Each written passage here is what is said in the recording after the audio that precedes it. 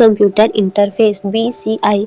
Brain computer interface क्या है? BCI क्या है? ब्रेन कंप्यूटर इंटरफेस BCI एक ऐसी तकनीक है जो मस्तिष्क यानी कि ब्रेन और कंप्यूटर या फिर मशीन के बीच सीधा संपर्क स्थापित करती है। तो जो दिमाग है उससे कहाँ तक कोई भी मशीन मतलब मशीन हो गया, कंप्यूटर हो गया, वहाँ तक जो है संपर्क स्थापित करती है। यानी बिना बोले हाथ पैर चलाए सिर्फ दिमाग संकेतों से मशीन को नियंत्रित किया जा सकता है। यानी कि बिना हाथ पैर चलाए जो है दिमाग से, बिना कुछ बोले दिमाग से जो है उसे नियंत्रित किया जा सकता है। मशीन को, कंप्यूटर को क्या किया जा सकता है? नियंत्रित किया जा सकता है। इसे दिमाग से मशीन चलाना भी कहते हैं। इसे क्या कहते हैं? दिमाग से मशीन चलाना भी कहते हैं। यह कैसे काम करता है? सिग्नल लेना। मस्तिष्क में जब हम कुछ सोचते हैं तो न्यूरॉन्स विद्युत संकेत इलेक्ट्रिकल सिग्नल बनाते हैं। BCI डिवाइस इन संकेतों को रिकॉर्ड करता है सेंसर इलेक्ट्रोड से। डिकोड करना। कंप्यूटर इन संकेतों का विश्लेषण करता है और समझता है कि व्यक्ति क्या करना चाहता है। आउटपुट देना। डिकोड किए गए संकेत टेक्स्ट यानी कि लिखित हो सकता है, आवाज़ यानी कि आवाज़ से या बोलने वाला अवतार या फिर बदला जा सकता है। तो क्या किया जा सकता है? अपने दिमाग में पहले उसे लगाया जाता है, मतलब मस्तिष्क में उसे लगाया जाता है, फीड किया जाता है, जिससे न्यूरॉन्स विद्युत संकेत होते हैं। BCI क्या करता है? इन संकेतों को रिकॉर्ड करता है और सेंसर इलेक्ट्रोड से रिकॉर्ड कर लेता है। फिर कंप्यूटर में संकेत का विश्लेषण करता है और समझता है कि व्यक्ति क्या करना और कहना चाहता है। ये फिर यदि वो व्यक्ति कुछ लिखना चाहता है तो वो लिख के आता है, अगर कुछ बोलना चाहता है तो आवाज़ में आता है या बोलने वाला अवतार में बदला जा सकता है। आवाज़ में या फिर बोलने वाला जो अवतार है उसमें बदला जा सकता है। अगर लकवाग्रस्त व्यक्ति पानी सोचता है तो BCI उस सोच को टेक्स्ट आवाज़ में बदल सकता है, यानी कि टेक्स्ट या फिर आवाज़ में बदल सकता है। BCI का उपयोग कहाँ होता है?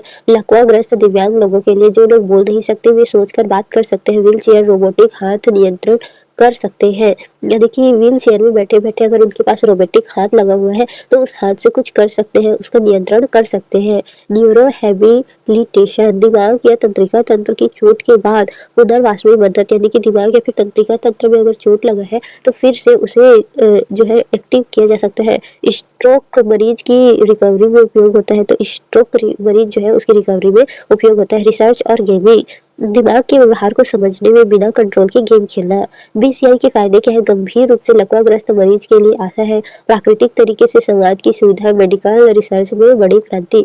चिंता क्या है? साइबर सुरक्षा खतरा। अगर मस्तिष्क डेटा हैक हो जाए तो निजी विचार की गोपनीयता खतरे में पड़ सकती है।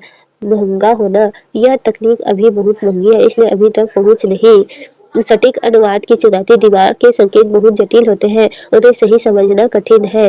एक लाइन में BCI ऐसी उन्नत तकनीक है जो दिमाग के संकेतों को पढ़कर उन्हें टेक्स्ट, आवाज़ या मशीन नियंत्रण में बदल देती है, खासकर लकवाग्रस्त लोगों के लिए। BCI के लिए क्वेश्चन। ब्रेन कंप्यूटर इंटरफेस के संबंध में निम्नलिखित कथनों पर विचार कीजिए। यह मस्तिष्क और बाहरी उपकरणों के बीच प्रत्यक्ष संचार स्थापित करता है। यह केवल सर्जरी के माध्यम से लगाए गए इम्प्लांट द्वारा ही काम करता है। इसका उपयोग लकवाग्रस्त व्यक्तियों को संवाद में सक्षम बनाने हेतु किया जा सकता है। तो 1 और 3 होगा मेरे हिसाब से, तो 1 और 3 होगा या तीनों सही हो सकते हैं क्या? केवल सर्जरी के माध्यम से लगाए गए इम्प्लांट द्वारा ही काम करता है।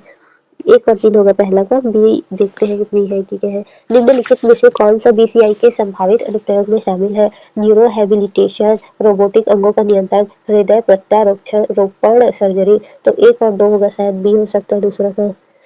BCI तकनीक से संबंधित मुख्य चिंता है जैव विविधता का नुकसान, मस्तिष्क डेटा की साइबर सुरक्षा, समुद्री प्रदूषण और कृषि उत्पादन में कमी। तो बी होगा, तीसरा का बी होगा। CBI प्रणाली में डिकोडिंग का अर्थ है मस्तिष्क में चिप प्रत्यारोपण, मस्तिष्क संकेतों को डिजिटल डेटा में बदलना, कंप्यूटर वायरस हटाना। तो बी होगा, आंसर क्या होगा? बी होगा। निम्न कथनों पर विचार कीजिए। BCI दिमाग संकेतों को टेक्स्ट आवाज में परिवर्तित कर सकता है। BCI का उपयोग केवल रक्षा क्षेत्र में किया जा सकता है। BCI तकनीक अभी भी सटीकता संबंधी चुनौती का सामना कर रही है। तो 1 और 3 हो सकता है, 1 और 3 भी होगा। 5वां का बी। निम्नलिखित में कौन सा कथन BCI के संदर्भ में सही है? यह मस्तिष्क की गतिविधि को पढ़कर मशीन को नियंत्रित कर सकती है। सही। यह केवल कृत्रिम बुद्धिमत्ता AI पर आधारित है, मस्तिष्क संकेतों पर नहीं। यह केवल बच्चों पर प्रयोग किया जा सकता है। यह इंटरनेट के बिना काम नहीं कर सकता। तो ए होगा, 6वां का ए होगा।